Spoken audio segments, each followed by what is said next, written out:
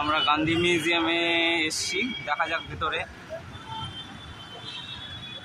Ticket জানি না, ভেতরে গিয়ে দেখা যাক। अच्छा, এখন রবীন্দ্রনাথ ঠাকুর কী সব বলেছে সেটাই। जिस प्रकार पूर्व में भगवान बुद्ध ने सभी जीवों के बीच की बोलते पारছি না, मोहन से महात्मा।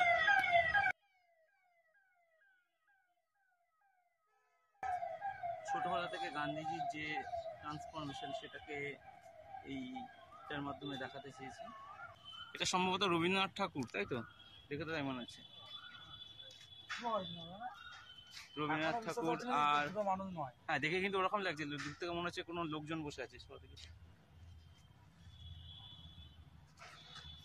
সরি, রবীন্দ্রনাথ ঠাকুর আর গান্ধীজির যে কথোপকথন আলাপচারিতা, সেই ব্যাপারটাকে একটা এই দুটো এর মাধ্যমে তুলে হয়েছে।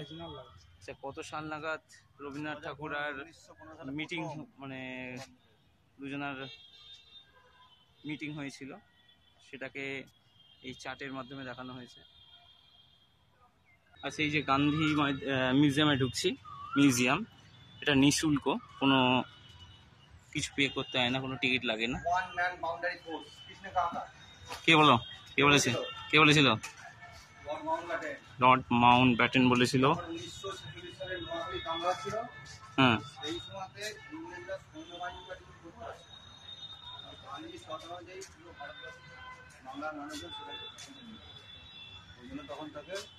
তাই Lord Mount Batten one man boundary force বলেছিল। এতে ব্যাপারটা লেখাই আছে। প্রায় 14খানা উপাধির কথা আমরা জানতে পারি। মানে যে রাইটগুলো ছিল সেগুলো থামিয়েছিল, তাই তো? মানে ব্যাপার ওই জন্যই, যেটা সৈন্যবাহিনী করতে পারেনি উনি সেটা করে দেখিয়েছেন। In Punjab we have Fato soldier line in Bengal force constitute one man writing.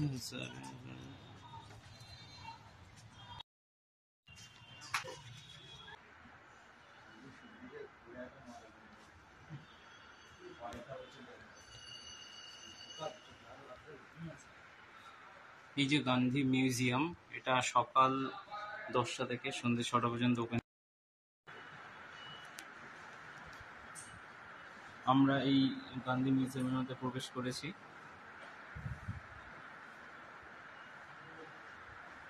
মানে ওদের ফ্যামিলি এটা দেখাচ্ছে, ফ্যামিলি ট্রিটা দেখাচ্ছে নাকি? 4টে ছেলে ছিল না, হরিলাল মুনিলাল রামদাস দেবদাস। গান্ধীর 4টে ছেলে। আচ্ছা, 4টে ছেলেকে দেখিয়েছে। হরিলাল মুনিলাল রামদাস দেবদাস। আচ্ছা, এটা হচ্ছে তার স্ত্রী কস্তুরবা গান্ধী, মানে গান্ধীজির ওয়াইফ।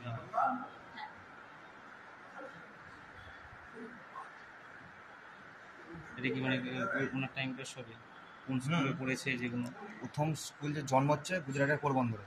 আচ্ছা, ঠিক আছে। প্রাথমিক যে শিক্ষা সেটা হচ্ছিল রাজকোটে, তারপরে সেটা অ্যালফ্রেড হাই স্কুলে সেখানে পড়াশোনা করেছে।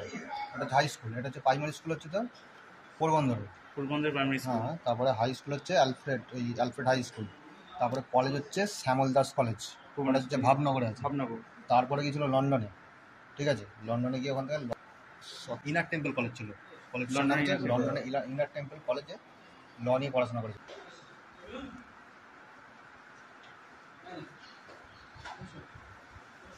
আচ্ছা, এটা গান্ধীজির বিভিন্ন বয়সের এটা, তাই তো?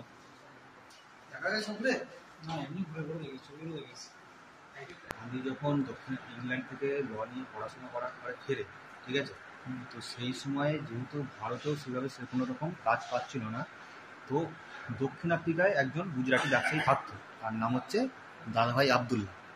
তো দাদাভাই আবদুল্লাহর একজন উকিল দরকার পড়েছিল যে গুজরাটি ভাষাটাও জানতো, পাশাপাশি ইংরেজি ভাষাটাও জানতো।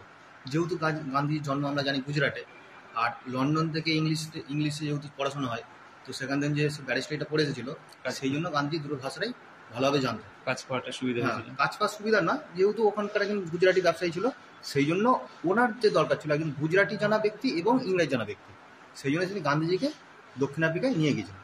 তো গান্ধীজি গিয়েছিলেন সেখানে বর্ণ বৈষম্য একটা কেস লড়ার জন্য। সেখানে গিয়েছিল হচ্ছে 2 বছরের জন্য করার জন্য, কিন্তু থেকে গিয়েছিল ক বছর, যাচ্ছে 1893 সালে। 1893 সালে গান্ধীজি দক্ষিণ আফ্রিকায় যাত্রা করছে, কিন্তু গান্ধীজি ফিরছে কবে? 1915 সালে। যদিও এর মাঝে 3বার এসেছিলেন গান্ধীজি, ঠিক আছে, মানে দীর্ঘকালীন ছিলেন না, কেন গান্ধীজির বিয়ে করেছিল 14 বছর বয়সে, ঠিক আছে।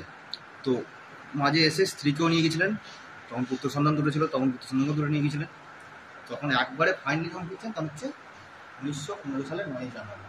তো ওই যে 9ই জানুয়ারি দিনটাকে আমরা প্রবাসী ভারতীয় দিবস হিসাবে পালন করা হয় আমাদের যেহেতু ভারতে। গান্ধীজি দক্ষিণ আফ্রিকা থেকে হ্যাঁ। ভারতে ফিরেছিলেন ওই 9 দিনটাকে জানুয়ারিকে। 9ই জানুয়ারিকে প্রবাসী ভারতীয় দিবস হিসেবে আমরা পালন করি। মাঝে যে গান্ধী যখন ফিরেছিলেন ভারতে, তার মধ্যে 1901 সালটা ভারতীয় দেশের জন্য গুরুত্বপূর্ণ, কারণ কি গান্ধীজি জাতীয় কংগ্রেসে প্রথমবার অংশগ্রহণ করছে 1901 সালে। যদিও অধ্যক্ষ হচ্ছে গান্ধী যখন পাকাপাকি ভারতে আসে সেটা হচ্ছে 1915 সালে। তো গান্ধীজি ফিরে আসার পর তার যে রাজনৈতিক গুরু, তার নাম ছিল গোখলে। হ্যাঁ হ্যাঁ গোখলে। হ্যাঁ গোখলে। তো গোখলে তখন তাকে বলেছিল যে তুমি ভারতে এসেছো, কিন্তু তোমাকে এখন 1 বছর ছাত্র জীবন হিসেবে, বিদ্যার্থী হিসাবে তোমাকে পুরো ভারতটাকে ঘুরে দেখতে হবে। ততদিন পর্যন্ত তুমি কোনো রকম সংঘর্ষে জড়াবে না এবং কোনো লড়াই যাবে না। কিন্তু ওই ঘোরার পরে গান্ধীজি প্রথম যে সত্যাগ্রহটা অংশগ্রহণ করেছিল সেটা হচ্ছে চম্পারণ সত্যাগ্রহ। সালটা ছিল 1917 সাল।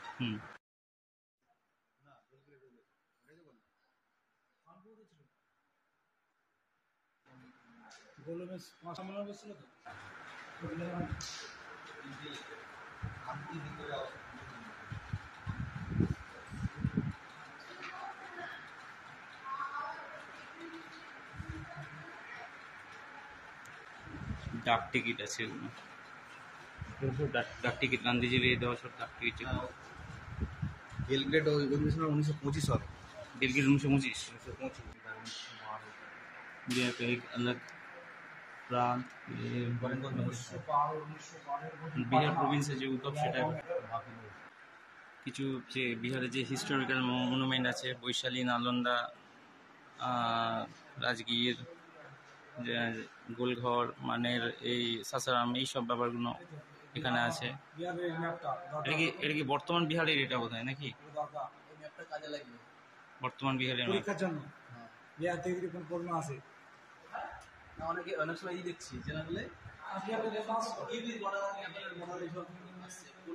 বিহারের যে একটা গ্লান্স যে এগুলো, সেটা একটা গ্লান্স যে তথ্যগুলো, ইনফরমেশনগুলো এখানে আছে, কত পপুলেশন জনসংখ্যা, এটা ভীষণ ইম্পর্টেন্ট। ওটা 2001 সেন্সাস অনুযায়ী, এটা রিসেন্ট নয়। সব গান্ধীজির যে সকল তথ্য আর বিহার সম্পর্কে যত ল্যান্ডমার্কস, মনুমেন্টস, এইসব বিষয়ে আছে।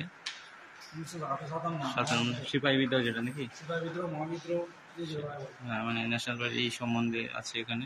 ব্রিটিশ সাভারকর প্রথম ঐতিহাসিক কি বলেছিল, ব্রিটিশ সাভারকর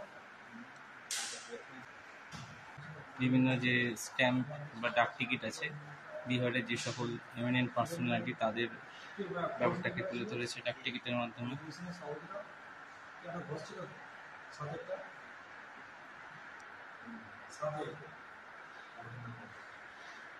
এখানে আছে সেই ডাক টিকিটের দিয়ে মধুবনী লিখে যে পেন্টিং, 10 টাকার টিকিট, ডাক টিকিট যেটা কংগ্রেসকে বিভাগে ভাগ করা হয়েছিল, অনঙ্গনী চরণবন্তি।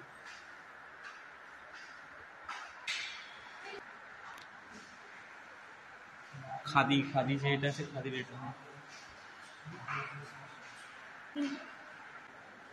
যে গুটি থেকে যে কাপড়, গুটি এগুলো আছে।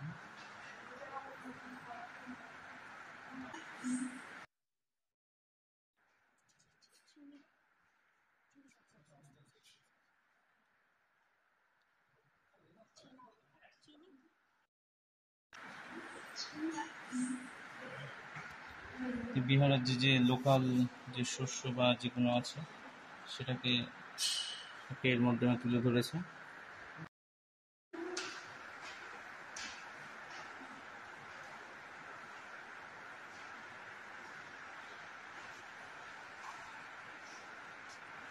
এটা মনে হচ্ছে বিহার থেকে যে সকল মানে স্বাধীনতা সংগ্রামীরা এসেছিলেন, তাই তো নাকি?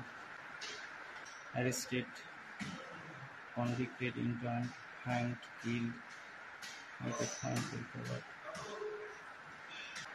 জয়প্রকাশ নারায়ণকে যে হাজারিবাগ জেলে রেখেছিল তার সঙ্গে সঙ্গে এরা ছিল। ওই জয়প্রকাশ নারায়ণ, তার পাশে হচ্ছে দুলালী সোনার, যোগেন্দ্র শুক্লা, শালিগ্রাম সিং, রামানন্দ মিশ্রা আর সুরজ নারায়ণ সিং। মানে এরা জয়প্রকাশ নারায়ণের সঙ্গে একসাথে একই জেলে ছিল। আচ্ছা আচ্ছা। এটা 1942 সালে যেটা হয়েছিল। ভারত ছাড়ো আন্দোলনের সময় যখন যে কালফি জিরো আওয়ার ঘোষণা করা হলো সেইটার দরুন কী করেছিল, সমস্ত বড় যে নেতা তাদেরকে গ্রেপ্তার করে নেওয়া হলো। যত বড় নেতা আছে সবাইকে। মানে হ্যাঁ, গ্রেপ্তার করে বিভিন্ন জনকে বিভিন্ন রকম জেলে রাখা হয়েছিল। জয়প্রকাশ নারায়ণকে সেটা রাখা হয়েছিল হাজারিবাগ জেল বলি, হাজারিবাগ জেল। আচ্ছা, কালপিট মানে এরাই যারা অ্যারেস্ট হয়েছিল নাকি? জর্জ ব্রাদারহুড, ডাব্লিউজি আর্চার, গভর্নর বিহার আর কালেক্টর, এখন মডার্ন বিহারকে যারা যে সকল এমিনেন্ট ব্যক্তিত্ব আছে তাদের ছবি।